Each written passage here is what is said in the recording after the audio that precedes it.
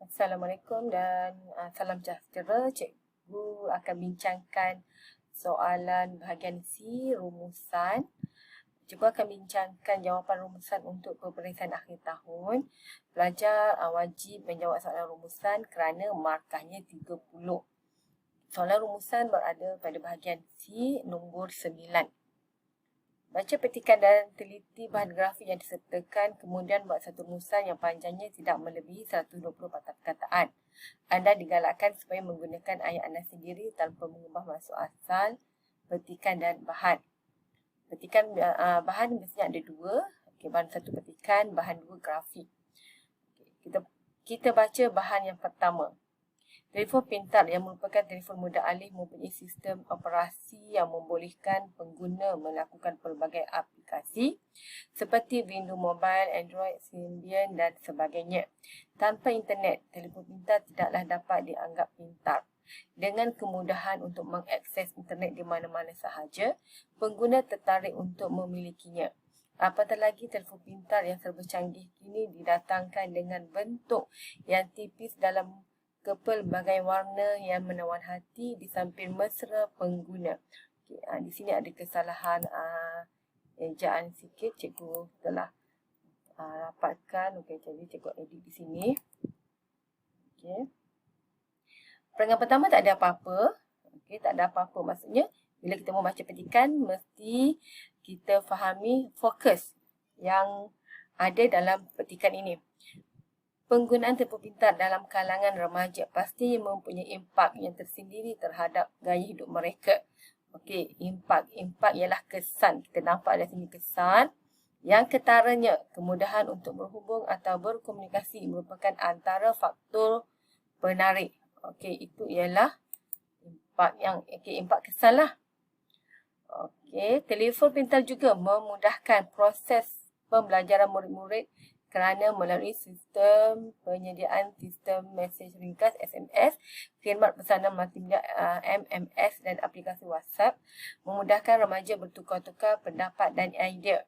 Telefon pintar mempunyai pelbagai kegunaan bagi melancarkan aktiviti harian dalam pencarian maklumat terkini dengan pantas. Situasi ini menyebabkan murid-murid sangat teruja untuk memiliki alat komunikasi mudah alih yang canggih ini.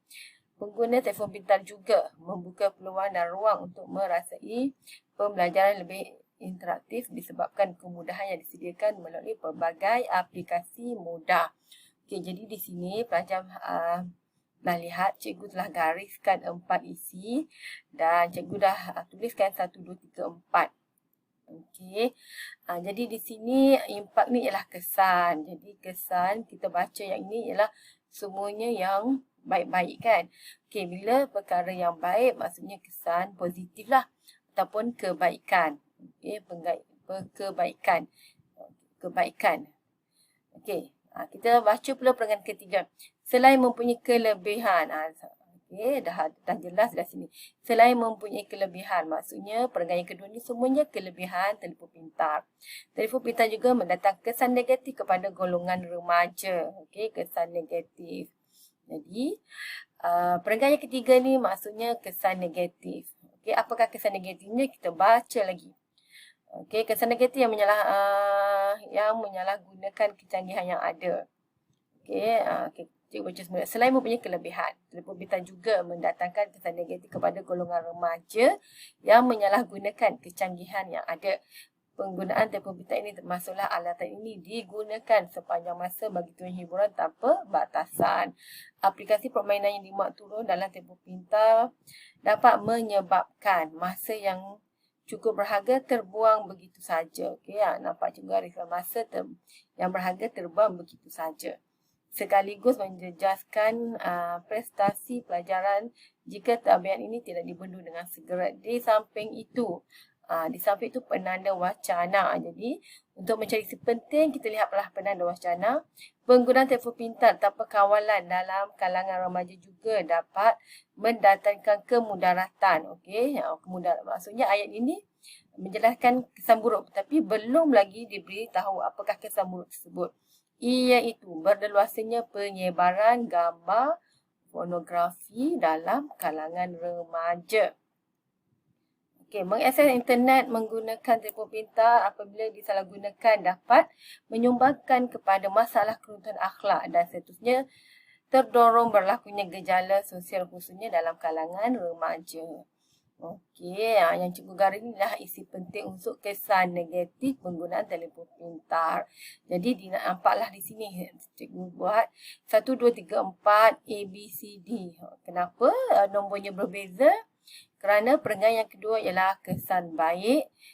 Okey, perenggan yang ketiga kesan negatif. Okey, kita tengok pula bahan yang dua, bahan grafik. Okey. Boleh berfungsi sebagai peranti GPS, dijadikan sebagai diary dan tempat menyimpan rahsia. Dapat memeriksa email dan rangkaian media sosial dengan mudah, memperluas hubungan jalinan dan jaringan sosial. Okey, ini pun yang positif. Maksudnya, bahan dua ini ialah kesan positif penggunaan telefon pintar. Jadi, bila kesan positif, di atas ini juga kesan positif lah. Empat ni sama. Okey. Tengok 1, 2, 3, 4. 5, 6. Okey, 5, 6, 7, 8. Jadi, ini pun kesan positif juga. Jadi, cikgu nasihatkan bahan grafik ini ni ambillah kesemuanya 4 sebab memang dah nyata dah di sini 4 ni. 1, 2, 3, 4 ni ambillah semua dan kita carilah lagi isi untuk yang bahagian perenggan yang kedua ini. Jadi ada dua fokus. Okey, dua fokus. Jadi berapa isi yang pelajar perlu ambil dalam setiap bahan? Okey, jadi pelajar perlu ambil kedua-dua fokus dan kedua-dua bahan. Maksudnya kalau cikgu nasihatkan bahan grafik ni ambil keempat-empat. Ini bahan positif, di sini positif jadi 4, ambil sini 2 jadi 5, 6. Jadi pelajar ambil lagi sini 2. Okey, jadi 8. Kita nak 8 isi. Okey, kita nak 8 isi. Kenapa cikgu suruh ambil bahan grafik ni 4? Sebab bahan yang dinyatakan ini memang sudah betul. Okey, sudah betul. Jadi pelajar ambil ni 4 darab dah 8 markah. Jadi 4 lagi tu pelajar perlu pilih dalam perenggan kedua, perenggan ketiga. Jadi kita tidak pasti. Jadi pelajar tidak pasti isi penting yang dipilih tu betul atau salah. Jadi pelajar ambil dua perenggan kedua, 2 lagi perenggan ketiga. Jadi cukuplah 8. Okey. Cukuplah 8. Jadi macam mana nak tulis rumusan? Okey. Tulis rumusan. Okey, beginilah caranya. Okey, jawapan lengkapnya. Rumusan membincangkan kebaikan. Okey, kebaikan lah. Ataupun faedah ataupun manfaat. Okey. Dan kesan negatif. Kesan negatif yang tadilah. Penggunaan telefon pintar dalam kalangan remaja. Ada 2 fokus. Kan, 2 fokus. Okey, kebaikan dan kesan negatif. Okey, ataupun kebaikan samanya. Okey, kebaikan. Okey, jadi mudah saya kebaikan ataupun faedah. Okey. Impak ataupun kesan positif, kesan negatif. Okey. Okey, kebaikan dan kesan negatif ataupun keburukan. Senang macam itulah, kebaikan dan keburukan. Kebaikan dan keburukan penggunaan telefon pintar dalam kalangan remaja. Okey, dapatlah 2 markah. Jadi macam mana kita nak tulis isi kebaikan tadi tu? Kebaikan penggunaan telefon pintar, kita ambil semula ni kebaikan penggunaan telefon pintar dalam kalangan remaja itu kemudahan untuk berhubung atau berkomunikasi. Selain itu, telefon pintar juga memudahkan proses pembelajaran murid-murid. Okey, cikgu ambil 2. Seterusnya boleh berfungsi sebagai peranti GPS. Okey, kalau dia di sini. Salin balik ni Okey, selanjutnya dijadikan sebagai diari dan tempat menyimpan rahsia. Okey, dijadikan diari berrahsia. Ambil balik. Okey, dalam pada itu dapat memeriksa email dan rangkaian media sosial dengan mudah. Salin balik sini. Akhir sekali memperluas hubungan jalinan dan jaringan sosial. Salin balik di sini. Cikgu hanya letak penanda wacana sahaja. Okey. Kebaikan penggunaan telefon pintar dalam kalangan remaja iaitu kita ambil fokus yang pertama tadilah. Kita mulakan.